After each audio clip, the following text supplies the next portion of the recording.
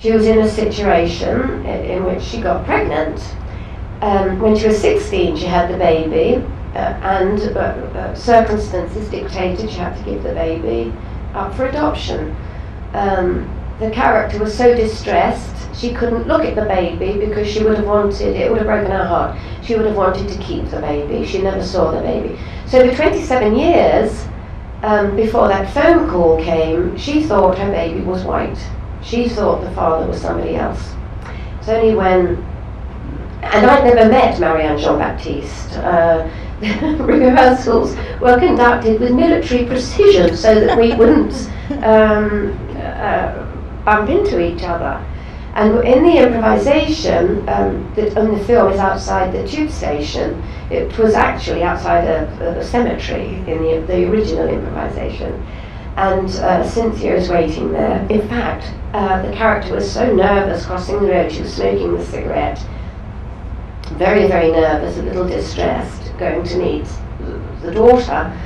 And a man came up to me and said, "You all right, darling?" And I didn't know if he was in the film or not, because I hadn't met everybody. I said, "It's all right, sweetheart, I'm just going to meet my daughter." "Okay, darling." And meanwhile, Mike Leighâ is on the opposite side of the road watching the improvisation. And I'm waiting outside, and I could see there's a black girl standing down the road, and that's obviously not her. And nobody turns up. And then this girl sidles up to me and said, "Excuse me, are you Cynthia?" And so my character naturally says, "Yes, how do you know, darling?" You know, and she said, and got all these papers out. And then you see what happens in the film. Meanwhile, this man's coming back the other way. And Cynthia's getting all flustered, saying, "No, no, darling, you better go back down them offices. There's someone's having a joke, you know, someone's having a laugh." And he says, "You sure you're all right?" I said, "Yes, really. It's been a bit of a mix-up." I said. So are they filming everything in one take? Oh no, this is in the improvisation.